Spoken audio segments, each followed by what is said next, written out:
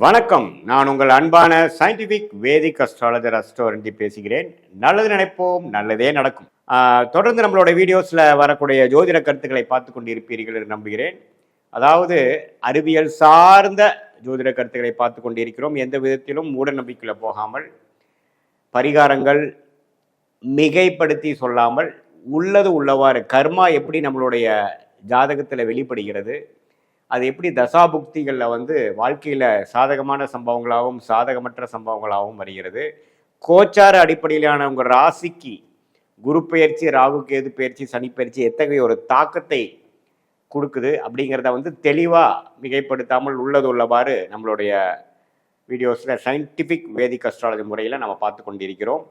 அந்த வகையில் இந்த வீடியோவில் துலாம் ராசிக்கு அடுத்த வரக்கூடிய 183 நாட்கள் 183 டேஸ், ஜூலை 1ஆம் தேதியிலேருந்து டிசம்பர் 31ஆம் தேதி வரைக்கும் இருக்கக்கூடிய செகண்ட் ஹாஃப் ஆஃப் 2025 எப்படி இருக்க போகுதுங்கிறது நம்ம துல்லியமாக பார்க்க போகிறோம். இப்போ பார்த்தீங்கன்னா துலாம் ராசிக்கு கடந்த ஒரு வருடமாக குரு அஷ்டமத்தில் இருந்தார், சனி 5ஆம் இடத்துல இருந்தார், ராகு கேது பார்த்தீங்கன்னா 6-12 இருந்தாங்க.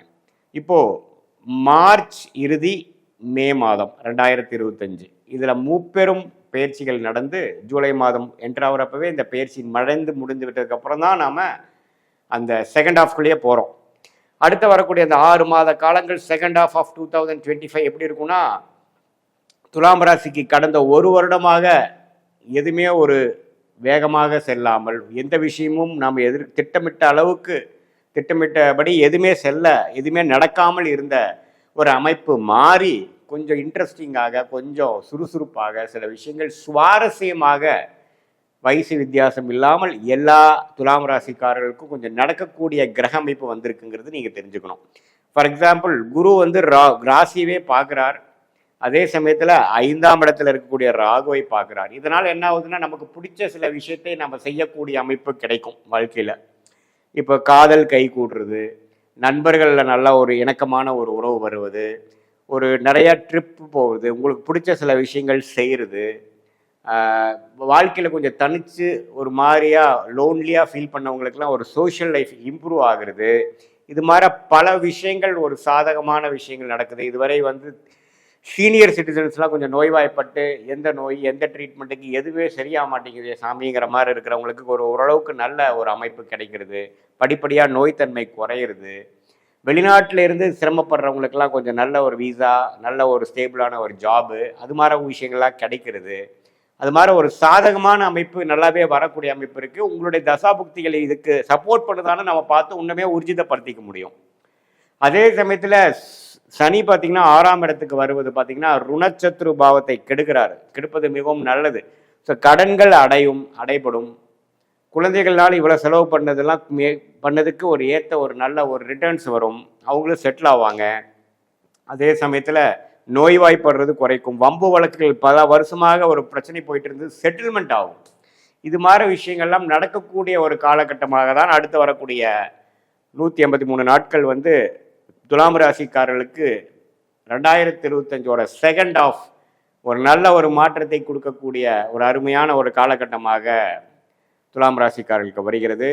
11ஆம் இடத்துல கேது இருந்து நல்ல பலனை கொடுக்க போகிறார். கேது திசை நடக்கிறவங்களுக்குலாம் கொஞ்சம் பாசிட்டிவாக நல்ல விஷயங்கள் வரும். ஷேர் மார்க்கெட் அது மாதிரி விஷயத்துலலாம் இன்வால்வ் ஆகிறவங்க, இது வரைக்கும் பெரிய ரிட்டர்ன்ஸ் வரவங்க இப்போ கொஞ்சம் படிப்படியாக எடுத்து அதுலேருந்து விலகி பணம் வெளியில் எடுக்கக்கூடிய அமைப்புகள் இருக்குது. சுப விஷயங்கள் நடக்கக்கூடிய அமைப்புகள் உண்டு.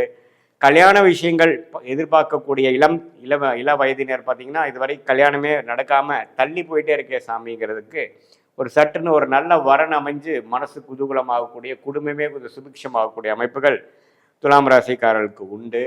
அவங்களுக்கு பிடித்த சில படிப்புகளை எடுத்து ஹையர் ஸ்டடீஸாக படிக்கக்கூடிய, அந்த ஸ்கூல்லேருந்து காலேஜ் போகிறவங்க, 11th 12th குரூப் எடுக்கிறவங்க, காலேஜ் முடிச்சுட்டு பிஜி போஸ்ட் கிராஜுவேஷன் பண்ணுறவங்க, கவர்மெண்ட் ஜாப் ட்ரை பண்ணுறவங்க, அவங்க மாதிரி அவங்களுக்குலாம் பார்த்திங்கன்னா ஒரு நல்ல அமைப்பை கொடுக்கக்கூடிய ஒரு கிரக அமைப்புகள் கண்டிப்பாக உண்டு. சுக்கிரன், ராசி அதிபதி சுக்கிரனும் ஓரளவுக்கு நல்ல இடத்துல தான் அடுத்த ஒரு 6 மாதம் இருக்கிறார். ஸோ அதுவும் ஓரளவுக்கு சாதகமான அமைப்புகள். அதே சமயத்தில் சூரியன் ஆடி மாதம்லாம் பார்த்திங்கன்னா ஜூலை மாதம் 10ஆம் இடத்துக்கே வரார் துலாம் ராசிக்கு. அது தொழில் வேலையில் நல்ல ஒரு ப்ரமோஷன், நல்ல ஒரு உத்தியோக உயர்வு, தொழிலில் மேன்மை இதெல்லாம் பெறக்கூடிய ஒரு அமைப்பும் கொடுக்குதுங்க. ஸோ இதெல்லாம் பார்த்தீங்கன்னா கூட்டி கழித்து பார்க்கும் பொழுது பண விஷயங்கள் கொஞ்சம் பெட்டரு, கடன் கொஞ்சம் குறையிறது, இஎம்ஐ கட்டுறவங்களாம் கொஞ்சம் பார்ட் பேமெண்ட் பண்ணி கொஞ்சம் கழுத்தில் இருக்கக்கூடிய அந்த அந்த பாரம் கத்தி வைக்கக்கூடிய அமைப்புலேருந்து கொஞ்சம் வரைக்கும் கொஞ்சம் மூச்சு விடக்கூடிய அளவுக்கு கொஞ்சம் ஃபினான்ஷியல் கண்டிஷன்ஸ் கொஞ்சம் பெட்டராக வரக்கூடிய அமைப்புகள், குழந்தை பெறாமல் இவ்வளோ நாளாக கஷ்டப்படுறவங்களுக்கு குழந்தை பெரு கிடைக்கக்கூடிய அமைப்பு. ஏன்னா வந்து குரு பார்த்தீங்கன்னா 5ஆம் இடத்தையும் பார்க்குறாரு பார்த்தீங்களா. ஸோ இது எல்லாமே வந்து ஓரளவுக்கு நல்ல பாசிட்டிவான ஒரு விஷயங்கள் கொடுக்கக்கூடியது. முயற்சிகள் அதிகமாக வருது, சகோதரர்கள் சகோதரிகள் மூலமாக சில பெனிஃபிட்ஸ் கிடைக்கிறது. இது மாதிரி பல நல்ல மாற்றங்களை கொடுக்கக்கூடிய ஒரு அருமையான ஒரு காலகட்டமாக துலாம் ராசிக்காரர்களுக்கு இது இருக்குது. இதை கண்டிப்பாக யூஸ் பண்ணிக்கணும்.